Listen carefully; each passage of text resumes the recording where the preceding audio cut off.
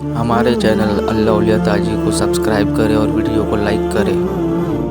हाजत के लिए एक बाग में तशरीफ ले। हुजूर बाग के अंदर दाखिल हुए ही थे, ऊंट बंधा हुआ था। तो हजरत अबू दरदा रदी अल्लाह ताला अन्हु कहते हैं वो ऊंट ने हुजूर की तरफ देखा तो उसने रोना शुरू कर दिया। असल में दुख पूछने वाला को मिले तो फिर ही रोने का मजा आता है। हर जगह तो दुख सुनाया भी नहीं जा सकता। ऐसा मिले ना जो दुख पूछने वाला हो, तसल्ली तशफ़ी देने वाला हो, जिसके कंधे पे सर रख के बंदा देर तक रोए। ऊंट रोने लगा तो हजरत अबू दरदा रदी अल्लाह ताला अन्हु फरमाते हैं नबी करीम अलैहिस्सलाम उसकी तरफ बढ़े। हुजूर ने उसकी पुश्त पर हाथ रखा तो वो और ज्यादा रोने लगा। फिर मेरे महबूब ने अपने कान मुबारक उसके मुंह के करीब किए तो उसने कोई बात की। महबूब ने फरमाया बुलाओ ना इसके मालिक को कहाँ है। वो जब आया तो हुजूर सल्लल्लाहु अलैहि वसल्लम ने फरमाया कि तुम इसे इसकी जरूरत से ज्यादा इस पर वजन रखते हो, इसे अजियत देते हो, तकलीफ पहुंचाते हो। फिर हुजूर अलैहिस्सलाम ने फरमाया इसे खाना और पानी वक्त पर नहीं देते, धूप छांव का ख्याल नहीं रखते। और आखिरी लफ्ज हदीस के महबूब फरमाने लगे तुम इसके बारे में अपने रब से नहीं डरते, इसके हुकूक के तहफ़्फ़ुज़ के लिहाज से तुम अल्लाह का खौफ नहीं रखते, वो तुमसे पूछेगा इसके बारे में। ये हदीस हजरत अबू दरदा रदी अल्लाह ताला ने सुनी हुई थी ना। जब आपका अपना वक्त विसाल आया ना तो हजरत अबू दरदा ने भी ऊँट रखा हुआ था। जनाब अबू दरदा रदी अल्लाह ताला ने घर वालों से भी माफियां मांगी, रिश्तेदारों से भी, दोस्तों से भी। तो फिर ऊँट के सामने भी जाके खड़े हो कहने लगे ऊँट देखना अल्लाह की बारगाह में मेरी शिकायत ना कर देना, उसके हुजूर कह ना देना कि या अल्लाह इसने मेरे हक नहीं अदा किए। फरमाया मैंने कोशिश की है तेरे हुकूक अदा करने की और अगर कहीं कमजोरी रह गई तो मुझसे दरगुजर कर। ये अंदाज था उन लोगों। इन बातों का हमें पता चल चुका है, उस पर अमल की भी तो कोशिश होनी चाहिए। तो मेरे अजीजों जानवरों के हुकूक मेरे नबी करीम अलैहिस्सलातु वस्सलाम ने बयान फरमाए। सबसे पहली बात हुजूर ने ये बयान किया कि जानवर को गाली ना दो। एक शख्स ने एक मुर्ग को गाली दी थी तो नबी पाक अलैहिस्सलाम ने फरमाया इसे गाली ना दे, ये तो तुझे आजान के लिए बेदार करता है। पता ना कुछ नवाबजादों और शहजादों की नींद खराब करता है मुर्गा भी। तो खैर मुर्गा ने अजान नहीं पढ़नी छोड़ दी। तकलीफ की बात है, खुशी की बात नहीं, दर्द की बात, ये अजियत की बात। यानी वो वतन भी को वतन है जिसमें अजान की आवाज ही ना है, वो देश भी को देश है। हम जाके अब बसने लगे हैं टाउनों के अंदर, सोसाइटियों के अंदर जहाँ अजान की आवाज ही नहीं आती। कुछ जगह है जहाँ अजान की आवाज ही ना है। हमारे यहाँ जो गरीब लोग होते हैं ना वो गधा रेडी पे दफा सब्जी बेचते हैं। ये हमारे आजकल किनो बहुत ज्यादा है मार्केट में। तो मैं देखता हूँ कि सड़क के ऊपर गधे को भी खड़ा किया हुआ, इसलिए कि अब वो उसी के ऊपर सारा दिन रखेंगे उसको और शाम तक जब तक बिकेगा नहीं उस बेचारे की खुलासी नहीं होगी। नबी पाक सल्लल्लाहु अलैहि वसल्लम ने फरमाया कि जानवर को सवारी बनाओ, कुर्सी न बनाओ। दो सहाबा बैठे थे घोड़े के ऊपर, एक उधर बैठा था एक इधर बैठा था, दोनों आपस में बातें कर रहे थे। जिस तरह हमारे जमाने में जो नई नई कार खरीदता है ना तो उसका भी कोई वाकिफ मिल जाए तो वो रोड के ऊपर खड़े होकर बात करता है, क्योंकि रोड तो उसने अलाट कराया ना अपने नाम। तो मेरे जैसा आदमी कई दफा पीछे हो भी ना। तो एक दिन बच्चा मुझे कहने लगा कि जोर से जरा हारन दी। तो मैंने कहा यार इसके पास नई नई दौलत आई है तो मतलब इसको हारन ना देता नहीं कहाँ से बोलेगा, तो इसका तो कुछ नहीं बिगड़ेगा, तो हमारे लिए मसला बनेगा। ये अर्ज नहीं, अब ये खड़ा है तो खड़ा, ये इसको लोग चौधराहट समझते हैं। ये चौधराहट नहीं होती, इससे ये आपके कमजोर होने की अलामत है। इस तरह छोटा आदमी इस तरह के काम करता है। बड़े लोग तो किसी को तकलीफ ही नहीं देते जो कि वो बड़े होते हैं। तो नबी पाक अलैहिस्सलाम ने देखा दो गुलामों को, एक के घोड़े का मुंह इधर है दूसरे का इधर है, तो आपस में गुफ्तो शुनीद कर रहे हैं। मेरे रसूल करीम अलैहिस्सलाम ने वही तंबीह फरमाई, हुक्म दिया, फरमाया सवारियों को सवारियां बनाया करो, कुर्सियां ना बनाया करो। जब तक चलना हो इस पर बैठो और जब बात करनी हो तो घोड़े से नीचे उतरो, फिर बात करो तो फिर दोबारा घोड़े पे बैठो, कि उससे उतना ही काम लिया जाए जितना वो उसका बोझ बर्दाश्त कर सके। अब्दुल्ला बिन मुबारक ने किराए पे घोड़ा लिया था, किराए पे सवारी लेते। हजरत अब्दुल्ला बिन मुबारक रहमतुल्लाह ताला ने एक शख्स से किराए पे घोड़ा लिया कि मुझे फलां सफर पे जाना है तो घोड़ा किराए पे दे दो। उसने कहा जी किस किसने जाना है? तो आप फरमाने लगे मेरा वजूद देख ले, नहीं जाना है। तय हो गया, आपने घोड़ा उससे ले लिया। जब आप जाने लगे तो एक आदमी रास्ते में मिला, कहने लगा हुजूर कूफे जा रहे हैं? फरमाया हाँ। कहने लगा ये मेरा खात भी ले जाइए, ये मेरा खात है। कितना वजन होता है खात का? ये मेरा खात है, फला आदमी को दीजिएगा। तो आप फरमाने लगे तो मेरे साथ वापस चल घोड़े के मालिक के पास, अगर वो इजाजत देगा ये सफर घोड़े पे ज्यादा रखने का तो मैं रखूंगा, अगर वो इजाजत नहीं देगा तो मैं नहीं रखूंगा। तो वो आदमी कहने लगा हुजूर इतनी छोटी छोटी बातों का क्यों ख्याल रखते हैं? अब्दुल्ला बिन मुबारक फरमाने लगे इसलिए कि मैं रहमतल लिल आलमीन नबी का मानने वाला हूँ। मेरे रसूल पाक अलैहिस्सलाम रहमतल लिल आलमीन है, तो मैं इतना भी जुल्म जानवर पर कर सकता, मैं पहले इजाजत लूंगा उसको। उसके मालिक से, उसके बाद फिर मैं आगे जाऊंगा। तीसरी बात, हुजूर अलैहिस्सलाम ने फरमाया जो जानवर जिस मकसद के लिए पैदा किया गया उसे वही काम लेना, दूसरा काम नहीं लेना। जिस मकसद के लिए पैदा किया, घोड़ा, गधा और खच्चर खाना इस्लाम में ज़िबा करके खाना इसलिए जायज नहीं रखा गया कि ये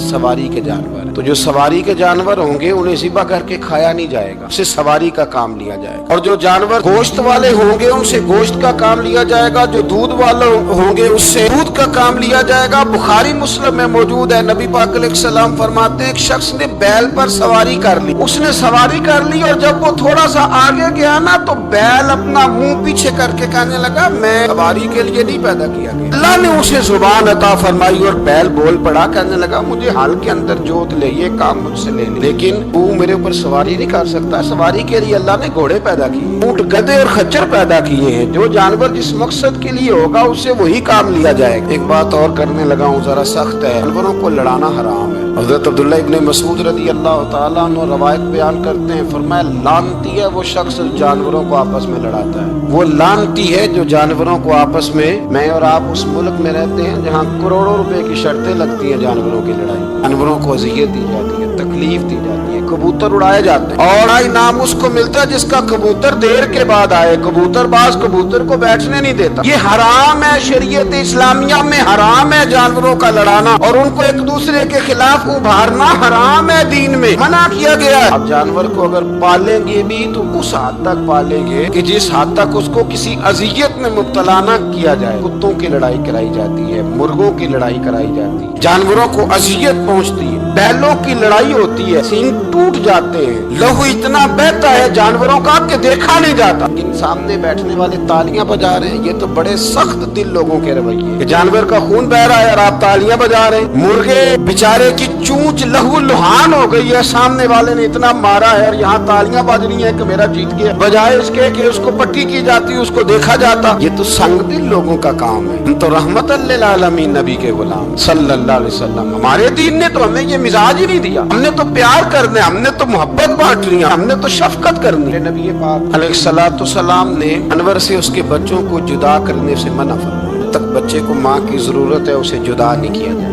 जब तक वो दूध पीता है उसे जुदा नहीं किया जाए। प्रिया का बच्चा भी छोटा है और उसकी माँ उसके लिए दाना लेके आती है तो उसे माँ से जुदा नहीं किया जाएगा, उसके जज्बात का, एहसासात का ख्याल रखा जाएगा। यहाँ तो मेरे देहातों के जो बड़े समझदार किस्म के, समझदार खुदरी किस्म के लोग हैं, उनका भी जब बहू से इख्तलाफ होता है तो कहते हैं इसके बच्चे रख लो, ये जब खुद रोएगी तो लौट के आ जाएगी। इस महबूब ने जानवर से उसके बच्चे जुदा करने से मना किया, माँ से बच्चे जुदा कर रहे हैं। और सियाने लोग, कुछ मेके भी ऐसे हैं, मेके भी, वो कहते हैं बेटे तू आ जा और बच्चे वापस कर दे, इसलिए कि भाई हमारा नहीं उनसे निजाम चलेगा, बच्चे उनके हैं तो तू उनको दे। या कितना जुल्म है ना। इंसान हो के ये बात कर रहा है, समझदार हो के, अक्लमंद हो के, जी शऊर हो, दावा है इसकी बुजुर्गी का। नबी रहमत सलाम के गुलाम हजरत अबू हुरैरा रज़ी अल्लाह ताला अन्हु फरमाते हैं, मिशकात में मौजूद है, फरमाया कि चिड़िया आई और आके मेरे नबी के कंधों पे बैठ गई। उस चिड़िया ने क्या कहा कि महबूब की आंखों में आंसू आ गए, हुजूर रोए, फटाफट हुजूर उठे, मैं कौन इसके बच्चे उठा के लाया, इसने इसके बच्चे उठाए, कौन है जल्दी बताओ। हजरत अबू हुरैरा कहते हैं कि सहाबी है कि या रसूलल्लाह मैं जरा पसंद आ गए थे तो मैं उठा लाया। हुजूर ने फरमाया इसे वापस कर देना, ये मेरी बारगाह में शिकायत कर रही है तो कयामत में भी तेरी शिकायत करे, जा वहीं रख के आ जहाँ से तू उठा करके लाया था। मेरे दोस्तों, दीन इतने आला हुकूक बयान करे जानवरों के, जानवरों और इंसान उससे आगे बढ़ के इंसानों के साथ सलूक करे। हम ना सियासत से बादशाही लेना चाहते हैं, सियासतदानों के अपनी जेब से इश्तिहार छपवा के बादशाही लेना चाहते हैं, डेरा बना के बादशाही लेना, ना ना ना। बादशाही तो रहम करने से मिलती, बादशाही तो शफकत करने से मिलती, बादशाहियाँ तो अल्लाह की मखलूक से प्यार करने से मिलती। बादशाहियाँ, इमाम अहमद बिन हंबल रहमतुल्लाह ताला अलैह फरमाते, मैंने एक मुहद्दिस का तज़किरा सुना कि वो मेरे महबूब की हदीसें बयान करते हैं तो कहते हैं मैं शौके इल्म में उनकी बारगाह में पहुंचा, जब मैं गया तो कुत्ते को खाना खिला रहे, मैंने सलाम ली तो उन्होंने जवाब तो दिया पर कोई इतनी तवज्जो नहीं की मेरी तरफ। میرے دل میں خیال آئیے محدث ہیں اور کتے کے ساتھ اتنا پیار کر رہے ہیں, میری طرف دیکھا ہی نہیں. تو فرماتے ہیں وہ کتے کو کھانا کھلا کے فارغ ہوئے تو میری طرف دیکھ کے کہنے لگے احمد بن حنبل میرے علاقے میں کتے نہیں رہتے, کتے دوسرے شہر میں زیادہ پائے جاتے ہیں, یہ بھوکا تھا تو ادھر آ گیا تھا. اور تمہیں حضور علیہ السلام کی وہ حدیث تو پتہ ہوگی, نبی پاک نے فرمایا جو کسی کے ساتھ امید لگائے اور وہ آدمی اس کی امید پوری کرنے پر قادر ہو پھر بھی امید پوری نہ کرے, قیامت کے دن اللہ اس کی بھی بہت ساری امیدیں پوری نہیں کرے گی, اسے سزا ملے گی. امید پوری کرنے پر قادر تھا, مجبور نہیں تھا, پر پوری نہ کی تو اسے قیامت کے دن سزا ملے گی. فرمایا یہ کتا امید لگا کے آیا تھا میرے گھر میں کھانے کی, اگر میں پوری نہ کرتا تو پھر حضور کی اس حدیث پر عمل کیسے ہوتا, اور پھر مجھے حدیثیں بیان کرنے کا مطلب کیا سمجھ میں آتا. امام احمد بن حنبل رحمۃ اللہ تعالی علیہ فرماتے ہیں میں نے کہا استاد جی اجازت دے دیں. کہا کدھر آئے تھے؟ کہا حضور جس کام آیا تھا نا وہ میرا بڑا ہی اچھا ہو گیا, وہ بڑا شاندار ہو گیا, جو حدیث بھی آپ نے بیان کر دی اور صرف بیان نہیں کی, آپ نے تو عمل کر کے بھی دکھا دیا, آپ نے تو اس حدیث پر منوان عمل کر کے بھی دکھا دی. جانور کے ساتھ اس نے سلوک کرنا, اس کے ساتھ پیار کرنا. کچھ جانور موذی ہوتے ہیں, شریعت نے انہیں مارنے کی اجازت دی ہے, اجازت دے دیا جو جانور تکلیف دیتا ہے, اذیت دیتا ہے اسے مارا جا سکتا ہے, لیکن جانور کے حقوق کا لحاظ کرنا, اس پر رحم کھانا, اس پر توجہ دینا, ہم ان چیزوں کو سمجھتے نہیں. امیر ملت, اور اگر میں کہوں بانیے پاکستان تو میں ٹھیک کہوں. بانیے آرڈ تھا ایک اس وقت انگریزوں کا بڑا, جماعت علی شاہ صاحب محدث علی پوری بھی پاکستان کی تحریک چلا رہے تھے اور قائد اعظم بھی چلا رہے تھے. تو لارڈ نے قائد اعظم سے کہا تھا کہ قائد اعظم مجھے تیری سیاست سے اتنا ڈر نہیں آتا جتنا جماعت علی شاہ کے دین سے ڈر آتا, اتنا مجھے, میں آن دی ریکارڈ بات کر رہا ہوں ذمہ داری کے ساتھ, کہ تیری سیاست سے میں اتنا نہیں ڈرتا جتنا جماعت علی شاہ کے دین سے ڈرتا, اس لیے کہ یہ جب دین کا نام لے کے پاکستان کی بات کرتا ہے تو لوگوں پہ عدوداری کر دیتا ہے, اس لیے میں تیری سیاست سے زیادہ اس کے دین سے ڈرتا ہوں. پیر ملت بھی جماعت علی شاہ صاحب ابو العرب بھی کہا جاتا. ان زمانوں میں عرب میں غربت آئی تو یہاں سے ہندوستان سے چندے اکٹھے کر کر کے پیر جماعت علی شاہ صاحب لے جایا کرتے. مدینہ شریف میں آج بھی جماعت منزل موجود, صاحب کی اپنی رہائش تھی. ملت پیر جماعت علی شاہ صاحب نہ مدینے میں گزر رہے تھے تو بڑے بڑے مرید ساتھ تھے. اس زمانے میں لوگ ہاتھوں میں چھڑی رکھا کرتے, جانور اکثر ہوتے تھے تو چھڑیاں ہاتھوں میں ہوتی تھی. تو پیر صاحب گزر رہے تھے, بوڑھے آدمی تھے, پیر ساتھ تھے, تو ایک کتا دوڑا دوڑا آ گیا. جب وہ پیر صاحب کے قریب سے گزرنے لگا تو ایک مرید نے نہ کتے کی ٹانگ پہ ڈنڈا مارا, پچاڑ جا کپڑوں کو نہ لگ جا, چونکنے لگا, رونے لگا. جب بھاگا نا تو لوگ کہتے ہیں ہم نے عجیب منظر دیکھا, 100 سال کے پیر جماعت علی شاہ صاحب پگڑی ہاتھ میں پکڑی اور کتے کے پیچھے بھاگنا شروع کر, دوڑ کے کتے کو اٹھا کے لائے اور یوں اس کو سینے سے لگایا. پیر صاحب نا اس کتے کو اپنی رہائش گاہ پہ لے گئے, اپنی پگڑی کھول کے نا تو اس کی پٹی کی, پھر دودھ کا پیالہ اس کے آگے رکھا. کتے نے دودھ پی لیا تو پیر جماعت علی شاہ صاحب نے ہاتھ باندھنے لگے, مدینے کے کتے بھی پاک کی بارگاہ میں میری شکایت نہ کر دینا, حضور کی بارگاہ میں شکایت نہ کرنا کہ یا رسول اللہ یہ آتے حاضری دینا, ہمیں تکلیف دیتے ہیں, شکایت نہ کرنا مصطفیٰ کریم کی بارگاہ میں نے نہیں اسے کہا تھا, اس سے بھول ہو گئی, میں معافی مانگتا ہوں. میرے عزیزو, وہاں درد تھا, وہاں سوز تھا, وہاں پیار تھا, وہاں محبت تھی, لیکن ہمارے رویے انسانوں کے حق میں تو کیا جانوروں کے حق میں سخت سے سخت تر ہوتے جا رہے ہیں. ہم نے اپنے شوق سے جانور لڑانے شروع کر دیے, کبوتر اڑانے شروع کر دیے, تباہی پر تباہی کا ماحول ہم فراہم کرتے جا رہے ہیں. ان سے پیار کریں, ان کو آسانی دینے کی کوشش کریں. کچھ لوگ ایسے ہوتے ہیں جو بیچارے بائی نیچر ہی کچھ پریشانیوں کا شکار ہوتے ہیں, اور قرآن مجید نے جو ارشاد فرمایا نا کہ کچھ لوگ نفس کی خواہش کو اپنا خدا بنا لیتے ہیں, تو وہ بلا وجہ بھی بہت ساری باتیں کرتے ہیں جن کا کوئی وجود نہیں ہوتا. عورت کو حقوق دلانے کے لیے بہت سارے لوگ بہت ساری غلط باتیں کرتے ہیں. جو لوگ یہاں سے کسی کو لے جاتے تھے نا دبئی دھوکہ دے کے, اور لے جاتے تھے یورپ میں, عرب ممالک میں دھوکہ دے کے لے جاتے تھے, تو وہ بھی کوئی خواب ہی تو دکھاتے تھے کہ اتنے لاکھ تنخواہ ہوگی, اتنا کچھ ہوگا. وہاں جا کے پتہ چلتا تھا کہ جیب سے بھی دینے پڑیں گے کچھ. بہت سارے لوگ ایسے ہوتے ہیں وہ سارے خوبصورتی کے نام پر ہی دھوکہ دیتے ہیں. آپ کو پتہ ہے کہ جو آدمی کسی کو لالچ دیتا ہے تو کسی کو لوٹنے کے لیے اسے لالچ دینا بڑا ضروری ہوتا ہے. لوگ پہلے لالچ دیتے ہیں پھر لوٹتے ہیں, پہلے مکمل لالچ دیتے ہیں, یہ چیز مل جائے گی, یہ چیز مل جائے گی. لوگ مکمل لالچ دیتے ہیں, اس کے بعد پھر لوٹتے ہیں. اور اگر لالچ نہ دیں تو کوئی آدمی قابو آئے گا؟ लोग लूटते हैं लालच देकर। अच्छा, अब वो जो जिसको लालच दिया जा रहा होता है वो कह रहा होता है कि नहीं नहीं तुम्हें नहीं पता, वो उस वक्त मानने को तैयार नहीं होता। वो कहता है इतनी खूबसूरत बातें कर रहा है, इतनी अच्छे पैगाम दे रहा है, तुम मेरे दुश्मन हो, तुम मुझे मना कर रहे हो। होश तब आती है कि जब सब कुछ लूट जाता है। औरत को वैसे भी काबू करना बड़ा आसान होता है। आला हज़रत बरेलवी रहमतुल्लाह अलैह फरमाते हैं, बेटियां नाजुक शीशियां होती हैं, इनको तो जरा सी चोट लगे तो टूट जाती। देखिए कितना बड़ा जुमला कहा बरेली के इमाम, नाजुक शीशियां, जरा कोई आदमी गुमराह करता है, जरा खराब करता है। अब देखे ना, ये जो बच्चियों को बच्चे एक मिस गाइड करते हैं, उन्हें बड़े बड़े ख्वाब दिखाते हैं, वो बेचारी माँ बाप को छोड़ के, बहन भाई को छोड़ के इसके साथ शादी करती है। फिर जो उसका बाद में अशर होता है, आप उदलियां नू सरदार बैन तके ते शर्मा वालियां नू झूठे ढोलियां दे। फिर वो बेचारी माँ बाप रखते नहीं, वो जुल्म करता है, तो कितनी बड़ी तकलीफ में वो बच्ची आ जाती। नाजुक शीशी होती है ना तो टूट जाती। यही हाल अब जदीद खवातीन और ये जो कुछ एंकर पर्सन है, ये असल में ना ये आपको सियासत सिखाते हैं, लेकिन ये मादर पितर आज़ाद लोग हैं, बिल्कुल आज़ाद। ये तो उलमा शोर ना करें, बात ना करें, गुफ्तगू ना करें, मशाइख बात ना करें, और ये जो कुछ संजीदा और दीनी तबका है ये कुछ शोर ना करे, ये तो रोडों पे नंगे होके आ जाए। वहाँ खौफनाक नजरिया रखते हैं ये। औरत को कहते हैं तेरे हुकूक हम तुझे लेके देंगे। मसलन वो कौन सा हक है जो तुमने लेके देना है? मेरे नबी करीम सल्लल्लाहु अलैहि वसल्लम इसको बेटी भी बनाया है, इसको बहन भी बनाया है, इसको माँ भी बनाया है, इसे बीवी का आलीशान रुतबा भी अता फरमाया है। और चूँकि बेटी का भी हक बड़ा बयान किया जाता है, बहन का भी, माँ का भी। और बीवी के मामले में लोग समझते हैं कि ज़्यादा बात नहीं करनी चाहिए, शायद मसला ख़राब हो जाए।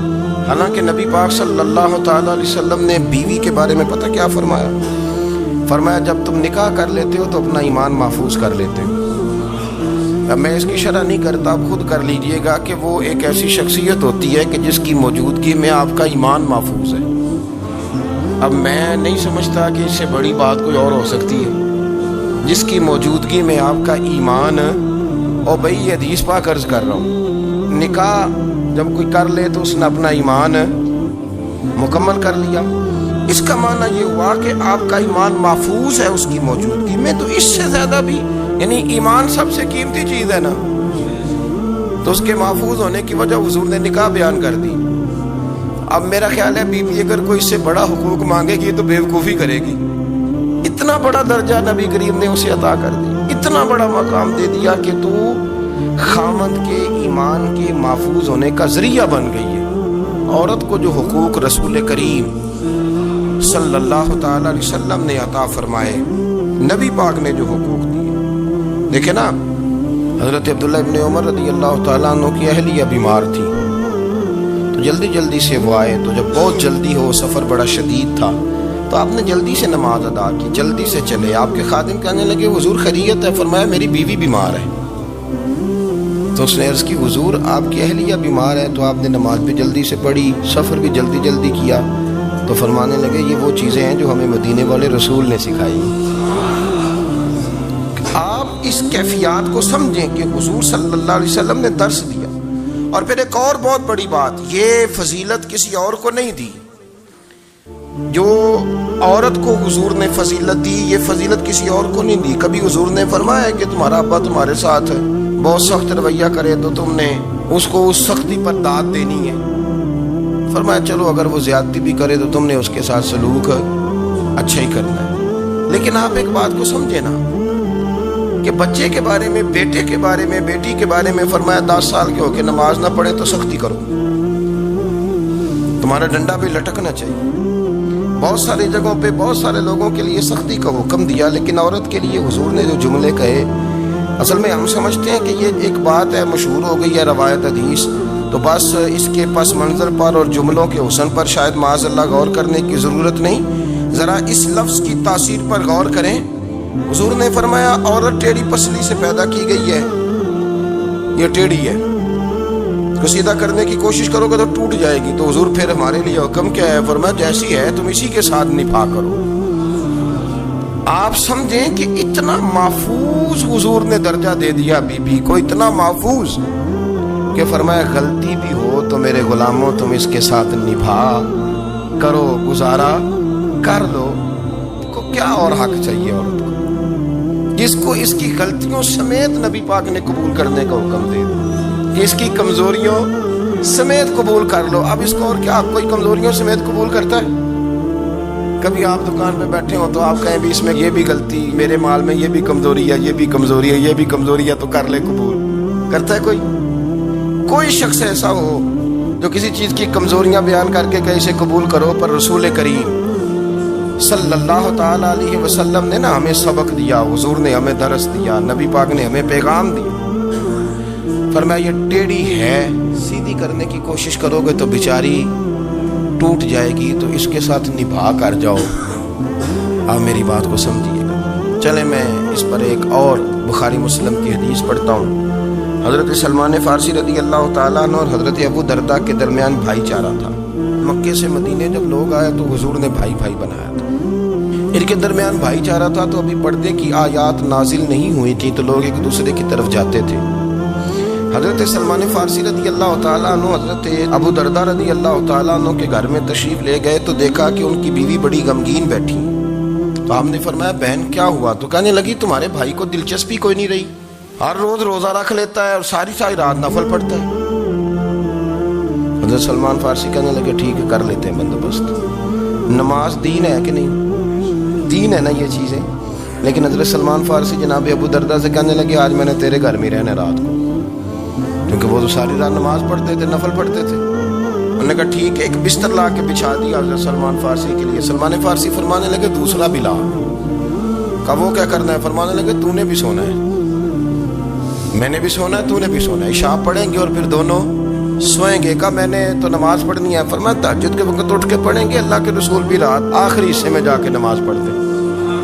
ادھر ساتھ سلا لیا. وہ تھوڑی کو دیر سوئے، اب عادت تھی ساری رات اٹھنے کی. ذرا اٹھنے لگے بستر سے تو حضرت سلمان فارسی فرمایا چپ کر کے سو جا، وہ بڑی رات پڑی ہوئی، چپ کر کے سو جا. وہ لیٹ گئے، پھر اٹھنے لگے تو فرمایا سو جا چپ کر کے، بڑا ٹائم. سحری کے وقت اٹھے، نفل پڑھے.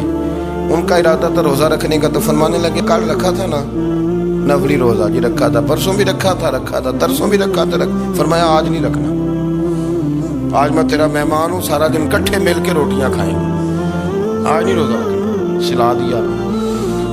اب حضرت ابو درداء رضی اللہ تعالیٰ عنہ کہہ تو کچھ نہ سکے، پر کہنے لگے سلمان تم پتہ تم کیا کر رہے ہو؟ نہ تم نے مجھے رات اٹھ کے زیادہ نفل پڑھنے دیے، سویرے روزہ نہیں رکھنے دیا. تو حضرت سلمان فارسی کہنے لگے کوئی لمبی بات تو نہیں نا، چلتے ہیں نا ابھی فجر میں مسجد نبی میں، تو نبی پاک کو بتاتے ہیں. سرکار دو عالم علیہ السلام کی خدمت میں تو اپنی بات کرنا، میں اپنی کروں گا. حضور نتیجے کا اعلان فرما دیں گے، بات طے ہو جائے گی. حاضر خدمت ہوئے، عرض کی یا رسول اللہ صلی اللہ تعالی علیہ وسلم یہ ساری رات نفل پڑھتے ہیں، ہر روز روزہ رکھتے ہیں، ان کی اہلیہ غمگین بیٹھی ہیں، حکم فرمائیں. تو نبی پاک صلی اللہ علیہ وسلم نے فرمایا پھر ہوا کیا؟ یا رسول اللہ میں نے رات سلایا ہے، سحری میں اٹھایا ہے، سویرے روزہ نہیں رکھنے دیا. نبی پاک نے فرمایا سلمان فارسی نے ٹھیک کیا، سلمان فارسی نے ٹھیک کیا. پھر حضور نے فرمایا، نبی کریم نے فرمایا ابو درداء تیرے اوپر اگر اللہ کا حق ہے، اس کے رسول کا حق ہے، دین کا حق ہے، تو فرمایا تیری آنکھ کا بھی تیرے اوپر حق ہے، تیرے وجود کا بھی تیرے اوپر حق ہے. یہ حضور نے فرمایا تیرے بچوں کا بھی تیرے اوپر حق ہے، تیری بیوی کا بھی تیرے اوپر حق. اس حق کو بھی سمجھے، حقوق اللہ بھی ہیں، پر تیری آنکھ کا بھی تیرے اوپر. کیا مانا کہ تیری آنکھ سونا چاہتی ہے تو اسے سلا بھی، تیرے وجود کا بھی تیرے اوپر حق. تو تیرا وجود آرام کرنا چاہتا ہے تو اسے آرام بھی کرا. اور پھر وہاں نبی پاک صلی اللہ علیہ وسلم نے فرمایا میں تم سب سننا یہ لفظ حدیث کے. حضور نے اسی موقع پر فرمایا میں تم سب سے زیادہ اپنے رب کو جانتا ہوں اور میں تم سب سے بڑھ کر اپنے رب سے ڈرتا ہوں. حضور فرمانے لگے میں روزہ بھی رکھتا ہوں، افطار بھی کرتا ہوں، یعنی کبھی رکھتا ہوں اور کبھی نہیں رکھتا. فرمایا میں نفل بھی پڑھتا ہوں اور اپنی بیویوں کو وقت بھی دیتا ہوں. سرکار مسجد میں بھی آتے تھے، نواسوں کے ساتھ کھیلا بھی کرتے، ان کے ساتھ پیار بھی کرتے. تو اتنے بڑے حقوق حضور نے بیان فرمائے عورتوں کے. کہ تمہاری بیوی کا بھی تمہارے اوپر. لو ایک حدیث بخاری کی اور یہاں بیان کر دیتا ہوں. ایک شخص نے آ کے عرض کی یا رسول اللہ صلی اللہ تعالی علیہ وسلم جہاد کے لیے تیاری ہو گئی ہے, صفیں بن رہی ہیں, مجاہدین کی تیاری ہے, تو میرا بھی نام لکھ دیا گیا ہے مجاہدوں کی لسٹ میں, لیکن یا رسول اللہ صلی اللہ تعالی علیہ وسلم میری بیوی نے حج کی تیاری کر لی ہے اور میرے دوستوں نے صحابہ نے میرا نام مجاہدین کی لسٹ میں لکھ دیا, تو میرے لیے کیا حکم ہے؟ یہ بخاری مسلم ہے. تو نبی پاک صلی اللہ تعالی علیہ وسلم نے فرمایا جہاد پہ کوئی اور چلا جائے گا تو بیوی کے ساتھ حج کرنے جا, اسے محرم کی ضرورت ہے, وہ تیرے بغیر کیسے جائے گی؟ مجاہدین کو تو اور مجاہد مل جائے گا, پر تو اپنی بیوی کے ساتھ جانا. نبی پاک صلی اللہ علیہ وسلم نے مرد کو محافظ بنایا ہے, عورت کو مرد کا قیدی نہیں بنایا, بلکہ عورت کو حفاظت عطا کی اور مرد کو اس کا محافظ بنایا. اب بچیاں آزاد ہونا چاہتی ہیں, اور آزادی بھی وہ والی کہ جو بنیادی طور پر آزادی نہیں, فحاشی ہے. میں نے بہت پہلے کہا ہے کہ اسلام بیٹیوں کو قیمتی سمجھتا ہے. جس بندے کے پاس 20 تولے سونا ہو وہ چوک میں لے کے نہیں آتا, وہ قیمتی چیز ہے, اس نے چھپا کے رکھی ہوتی ہے.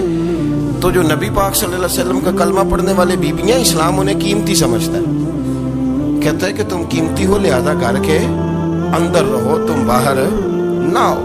لیکن عورتیں ہیں کہ ان کو بلا وجہ لوگ خراب کر دیتے ہیں اور بلا وجہ وہ اس مغالطے کا شکار ہو جاتے ہیں. اب آگے بڑھتے ہیں. قرآن مجید نے سورہ نور کی آیت نمبر 30 میں کہا کہ کل للمؤمنین یغضوا من ابصارہم, فرمایا کہ اے محبوب علیہ السلام مومن مردوں سے کہہ دو کہ اپنی نظریں جھکا کے رکھیں, اپنی نظریں. اور اگلی آیت میں فرمایا وَقُلْ لِلْمُؤْمِنَاتِ یغضضن من ابصارہن, فرمایا کہ اے محبوب مومن عورتوں سے بھی کہہ دو کہ اپنی نظریں جھکا.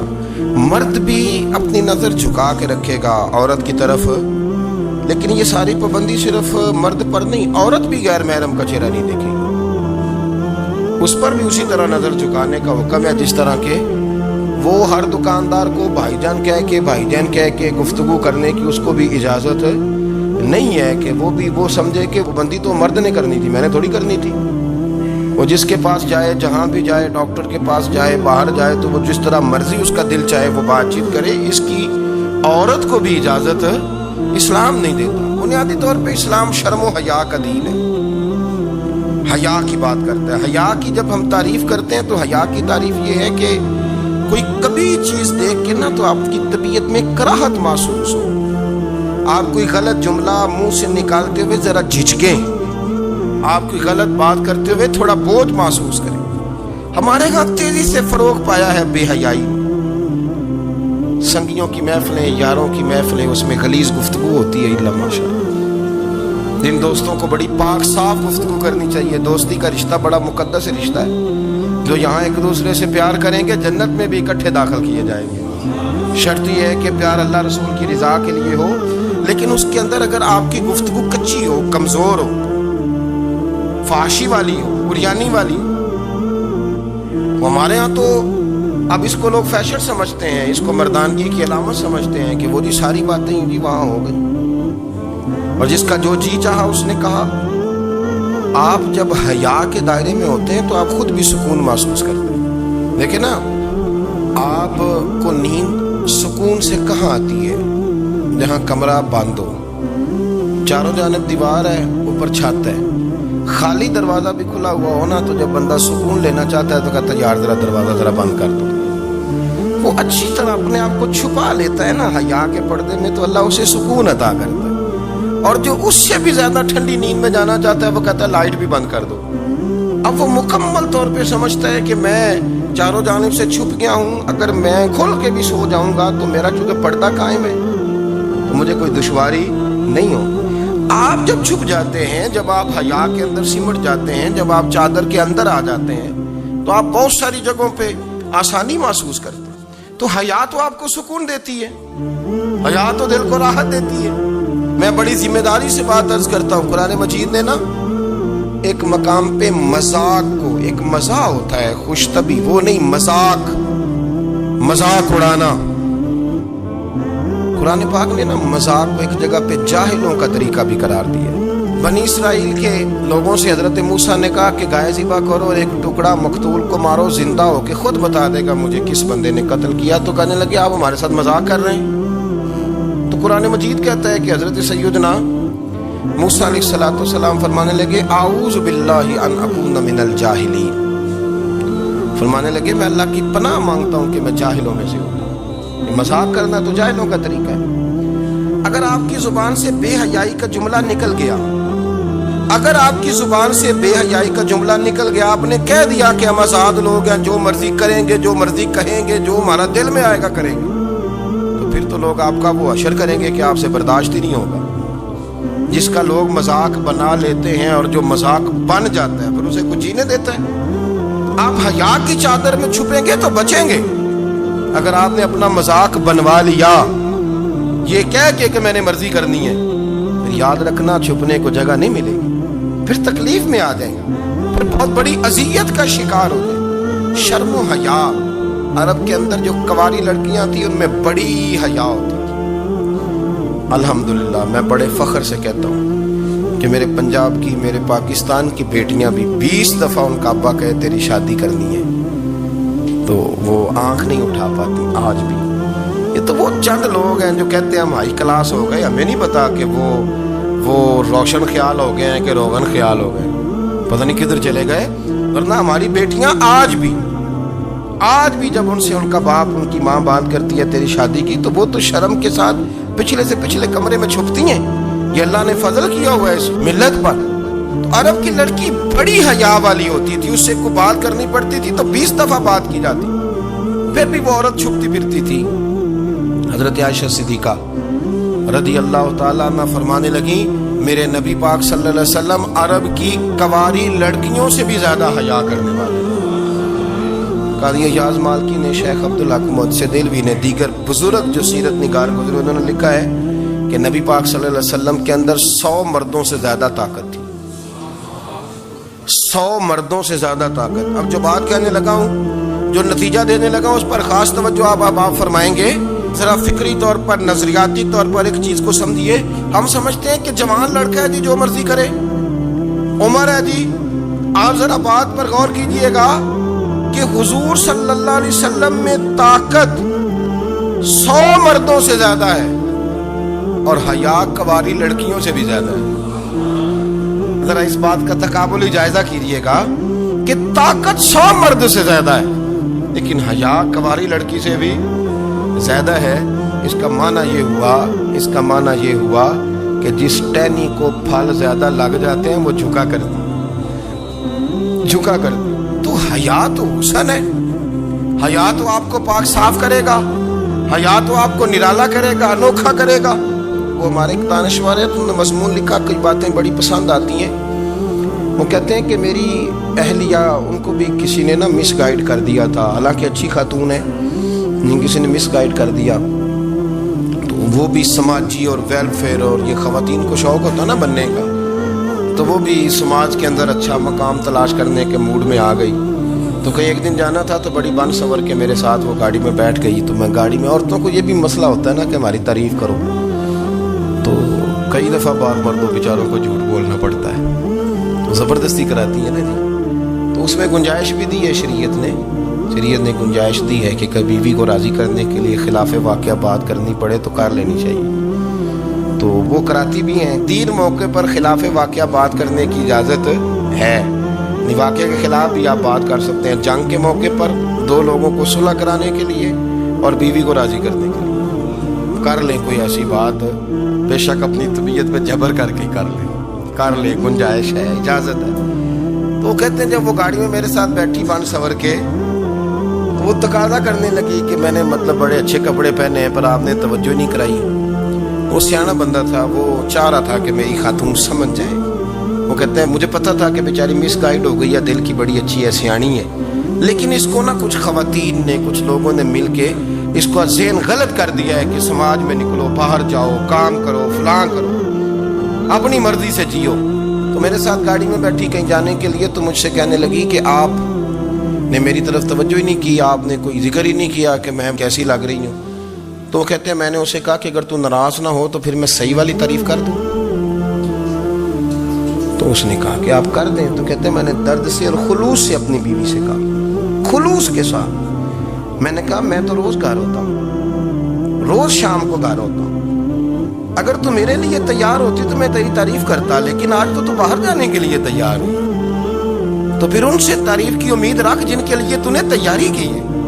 میرے لیے تیاری کرتی تو میں تو ہر شام تیرے پاس ہوتا ہوں. کہتے وہ میرے لفظوں میں درد تھا تو وہ بھی رو پڑی اور کہنے لگی آپ گاڑی روک دیں, مجھے باہر جا کے کسی کو راضی نہیں کرنا, میں نے اسے راضی کرنا ہے جس کو رب کریم نے میرا شوہر بنایا اور میرے لیے منتخب کیا ہے میرے ماں باپ کو. میں واپس لوٹ دی. یہ ایک پہلو ہے سلگتا ہو, اس کو سمجھا جائے. رسول کریم صلی اللہ علیہ وسلم عرب کی کواری لڑکیوں سے زیادہ حیا والے تھے, کواری لڑکیوں سے زیادہ حضور حیا فرمایا کرتے تھے. جب خانہ کعبہ کی مکہ شریف میں تعمیر ہو رہی تھی نا, اہل عرب اس کو تعمیر کر رہے تھے, تو نبی پاک صلی اللہ علیہ وسلم اپنے چچا حضرت عباس کے ساتھ خانہ کعبہ کی تعریف میں مصروف تھے. تو عرب کے لوگ چونکہ لمبا کرتا پہنتے تھے پیروں تک, تو نیچے اگر کسی وقت کوئی چیز نہیں بھی ہوتی تھی تو کسی کو وہ نظر نہیں آتی تھی, جو کہ پردہ رہتا تھا, لمبا کرتا پہنا ہوا ہوتا تھا. تو جب بچے, سرکار کی عمر مبارک بھی ابھی تھوڑی تھی, تو اس طرح بچے جب نکلتے تو وہ کئی دفعہ اپنی تہمت اتار دیتے نیچے سے, اور کوئی مزدوری کرنے لگتے تو 3-4 طے کر کے نا تہمت کی کندھے پہ رکھ لیتے, جس طرح کبھی دیہاتوں میں لوگ کپڑا سر پہ رکھتے تھے کہ اوپر اگر کوئی وزنی چیز رکھیں گے تو وہ تکلیف نہیں دے گی. نبی پاک صلی اللہ علیہ وسلم بھی سب لوگوں کے ساتھ خانہ کعبہ کی تعمیر میں شامل تھے. تو حضرت عباس رضی اللہ تعالیٰ عنہ نے کہا حضور سے, ابھی اعلان نبوت بھی نہیں فرمایا تھا, بھتیجے آپ بھی تہمت اتاریے, یہ صحیح مسلم میں حدیث موجود ہے, اور اس کو کندھے پہ رکھ لیجیے, آپ اینٹیں اٹھا کے لا رہے ہیں تو ذرا آپ کو تکلیف نہیں ہوگی. تو سرکار دو عالم صلی اللہ علیہ وسلم سے یہ بات کہی اور پھر جلدی سے حضور کی تہمت کو نکال کے نا, حالانکہ لمبا کرتا پہنا ہوا ہے, تو وہ جیسے ہی ان کے کندھے پہ رکھا اینٹیں رکھنے کے لیے, تو سرکار تو زمین پہ گر گئے, بے ہوش ہو گئے, آنکھیں آسمان کی طرف, اور پھر حضور پکار رہے ہیں آزاری آزاری آزاری, میرا تہمت دے دو, میرا تہمت دے دو. کبھی کوئی شخص اس وجہ سے بھی بے ہوش ہوا ہے کہ میرے وجود سے کپڑا اتر گیا ہے, حالانکہ سرکار پر وہ بے ہوشی بھی نبی پاک کا وہ جو غلبہ ہے نا شرم و حیا کا, اس کی وجہ سے, ورنہ تو حضور فرماتے ہیں کہ میری آنکھیں سو جاتی ہیں, دل تو میرا اس عالم میں بھی جاگتا رہتا ہے. تو سرکار زمین پہ تشریف لے آئے, آنکھیں میرا تہمت دے دو, میرا تہمت دے دو. تو جلدی سے انہوں نے تہمت دیا تو حضور نے باندھ لیا. پھر طبیعت مبارک میں تسلی ہوئی, یعنی ہم اس رسول کے غلام ہیں کہ جن کے تو وجود سے کپڑا اتر جائے تو حضور برداشت نہیں کرتے, قبول نہیں فرماتے, تکلیف شروع ہو جاتی. لیکن یہاں نوجوان ہیں اور بڑا قد کاٹ ہے اور بڑے بڑے سمجھدار لوگ ہیں, گرمی آتی ہیں تو شارٹ کپڑے پہن کے گھومتے ہیں, ان کو خیال نہیں کہ یہ وہ والا لباس ہے جو باہر تو کیا گھر میں اماں کے سامنے نہیں پہننا چاہیے, بہنوں اور بیٹیوں کے سامنے نہیں پہننا چاہیے. آپ کی گفتگو میں شرم و حیا ہو, آپ کے لب و لہجے کے اندر حسن ہو. آپ کو پتہ ہے نبی پاک صلی اللہ علیہ وسلم نے فرمایا میری امت میں سب سے زیادہ حیا کرنے والے عثمان غنی ہیں, عثمان غنی سب سے زیادہ حیا کرنے والے. آپ فرمایا کرتے تھے جب سے حضور کا چہرہ دیکھا ہے میں نے کبھی اپنی شرمگاہ بھی نہیں دیکھی, میں نے آنکھوں کا وضو نہیں توڑا, اور جب سے حضور کے دست مبارک میں نے بیعت کے لیے سیدھا ہاتھ بڑھایا تو پھر سیدھا ہاتھ میں نے کبھی گندگی کو نہیں لگایا. حیات. آپ باتھ روم کے اندر بھی غسل فرماتے تھے تو کپڑوں سمیت کرتے تھے. کسی نے کہا حضرت واش روم کے اندر کیوں نہیں کپڑے اتارتے؟ آپ فرمانے لگے باہر بندوں سے حیا کرتا ہوں, اندر جاتا ہوں تو رب سے حیا نہیں شروع ہو جاتا, وہ تو دیکھ رہا ہے نا. تو میں جو بات آپ کی خدمت میں عرض کرنا چاہتا ہوں اس کو آپ سمجھیے گا میرے عزیز, کہ شرم والا مزاج, گفتگو بھی شرم والی, آنکھیں بھی شرم والی, لباس بھی شرم والا, دوستی یاری بھی شرم والی, بہت ساری ایسی باتیں. دیکھیں نا آپ ذرا, میں نے کہا کہ باتوں کو سن کے گزر نہ جایا کریں, اس کی گہرائی پر غور کریں. حضور علم کا سمندر ہے, سرکار سے زیادہ علم دنیا میں کسی کے پاس موجود نہیں ہے, اور صحابہ کو موقع ملا ہوا اس سمندر سے فیض لینے کا. لیکن ان کی حالت یہ ہے کہ حضرت علی المرتضیٰ فرماتے ہیں 14 دن گزر جاتے ہیں हुजूर से कोई सवाल पूछना होता था पर मैं शर्म के मारे नहीं पूछ पाता था। 14 दिन बुखारी शरीफ में मौजूद है। एक दिन नबी पाक सल्लल्लाहु अलैहि वसल्लम ने पूछा सहाबा से कि वो कौन सा दरख्त है जिसके पत्ते नहीं गिरते, और वो दरख्त इस तरह है जिस तरह मोमिन होता है। वो दरख्त मेरे मोमिन की तरह बताओ। हजरत अब्दुल्लाह इब्न उमर फरमाते मुझे पता था कि वो खजूर का दरख्त है, लेकिन चूंकि अबू बकर सिद्दीक भी बैठे हैं, उमर फारूक भी बैठे हैं, मौला अली भी बैठे हैं, उस्मान गनी भी बैठे हैं, इतने इतने जय्यद लोग बैठे हैं, तो मुझे हया आती थी कि मैं क्यों जवाब दूं। कहते सरकार ने कई दफा पूछा, लोगों ने कई और दरख्त बताए, पर फरमाया तुम्हारा जवाब दुरुस्त नहीं है।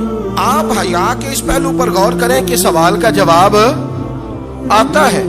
सवाल का जवाब यानी मुझे सवाल का जवाब आता और फिर मैं दूं ना, मुझे बदअज़मी ना हो जाएगी।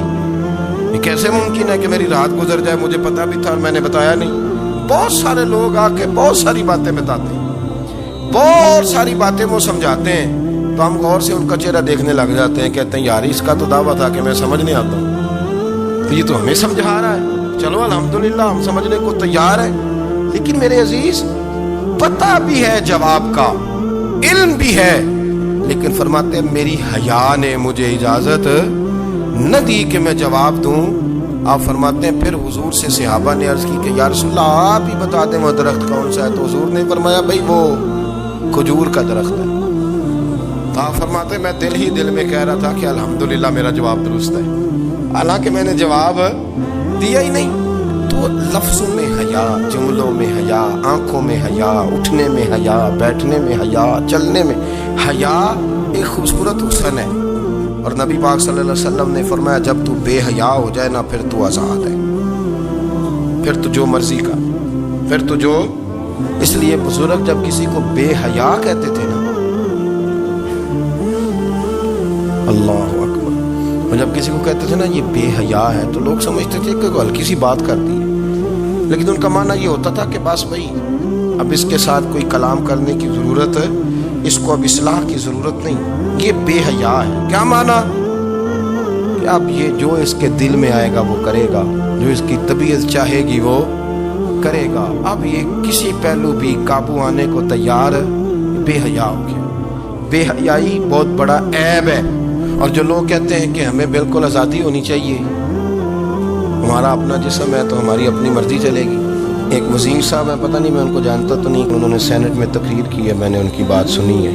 उसने कहा नहीं नहीं भाई, जिस्म रब का है तो मर्जी भी तो रब करीम की चलेगी, और मर्जी भी ये मर्जी भी अल्लाह की। ये मुझे थोड़ा सा मसला है जिस्म पर, कभी कभी मुझे कसरत सफ़र से एलर्जी हो जाती है। मेरे साथ लोग ना दिल से प्यार करते हैं, शायद ही कोई अच्छा डॉक्टर हो जिस तक मेरे संगी मुझे लेके ना गए, पर जिस्म अल्लाह का है ना, मर्जी भी जब वो चाहेगा सेहत देगा। क्यों कच्चे कामों में लोग पड़ गए, क्यों गलत लोग सोच में पड़ जाते हैं, ये उसी का है। और जब वो चाहेगा, आप इस बात को अच्छे तरीके से समझ लें कि जो अपनी मर्जी चौकों चौराहों में कर रहे होते हैं ना, जो मर्जी गंदमंद, वो जानवर होते हैं, वो जानवर होते हैं जो ना चौक देखते हैं, ना गली देखते हैं, ना उन्हें पता होता है कि जगह कौन सी है। वो इंसान है, मैंने कह दिया जो मैंने कहना था, मैंने कह दिया, वो जानवर होते हैं। और जो कुछ इंसान होते हैं ना, उनके अंदर कुछ ना कुछ फिर शर्म हया भी होती है। वो चौकों चौराहों में वो हरकतें और वो काम नहीं करते जो जानवर करते हैं। उनके लिए बड़े पर्दे होते हैं, उनके लिए बड़ी बातें होती है, उनके लिए बड़ा कुछ होता है। जो बिल्कुल आज़ाद हो जाए, कोई पता ना हो किस वक्त क्या कहना है क्या करना है, तो फिर वो दायरा इंसानियत से खारिज हो जाता है। हम आपको क्या दावत दें, आप तो वो बातें कर रहे हैं जो इस्लाम का इंसानियत के हक़ में भी ठीक नहीं। आप तो वो वाली बातें कर रहे हैं जिनका इंसानियत भी तकाजा नहीं करती कि ये बातें होनी चाहिए। लेकिन एक बात, मैं तो जज्बाती नहीं होता, मैं बड़े गौर से चीज़ों को देखता हूँ, सुनता हूँ। और ना मैं उन मौसमी मेंढकों की, वो मुझे आतिक साहब कहने लगे जी बड़े बड़े मौलवी एक बंदे के साथ बैठे हुए होते थे और वो रोज़े में बड़े बड़े दरस देता था, तो वो भी फलानी फलानी हरकतें कर रहा है। तो मैंने कहा हमने तो पुराना कहा था कि मौसमी मेंढक है, तो पुराने कह रहे हैं कि अदाकार है, तो वो जहाँ कास्ट करेंगे वहाँ वो अदाकारी करेगा। आप किसी मजहबी जगह कर लें तो वहाँ कर लेगा, कहीं और जगह करेंगे तो हम तो पुराना कह रहे हैं। तो किसी को कभी समझ आती है तो किसी को कभी और जगह जाके समझ आती है। हम इन लोगों से परेशान नहीं होते, क्यों? सुन ले, कोई मायूसी नहीं। इनके अंदर जितना जोर है वो लगाएं। ये मुल्क बना है रसूलुल्लाह के नाम पे, ये अल्लाह ने तोहफा दिया है उम्मत मुस्लिमा को, ये नबी पाक के नाम पे बना है। तो यहाँ झंडा भी वही वाला बुलंद होना है जो मदीने वाले रसूल का झंडा है, और यहाँ वही काम चलेगा जो नबी पाक ने बयान फरमाया। तो इस तरह कई लोग आते हैं, वो शोर शार करते हैं, चले जाते हैं। इतने ना परेशान हुआ करें, बहुत सारे लोग तो बेचारे इस काबिल भी नहीं है कि उनका नाम लिया जाए। मतलब इतना हम उनको अहमियत दे दें, उनका जिक्र करें, उनका नाम लें, उनकी बात करें, वो बेचारे इस काबिल ही नहीं है। मतलब स्टेटस ही नहीं है हमारा, इतने फारग है हम। जब जो बंदा आएगा कहानी छेड़ेगा तो हम छेड़ जाएंगे। और भाई अल्लाह का फजल है, अल्हम्दुलिल्लाह ताला, लोगों ने बड़ा शोर किया और बड़े ज़माने से दुनिया शोर कर रही है, पर अल्लाह के घर मस्जिदें भरी हुई हैं, मस्जिदें भरी हुई हैं। हमारी बेटियां पर्दे करती हैं, पर्दे को पसंद करती हैं, वो हिजाब में रहती हैं, वो समझती हैं कि हमारा असल हुस्न क्या है। तो ये प्रोपेगेंडा पुराना चला आ रहा है, इसका अल्लाह के फजल से उम्मत मुस्लिमा पे न कभी असर हुआ है और न कभी होगा इंशाअल्लाह।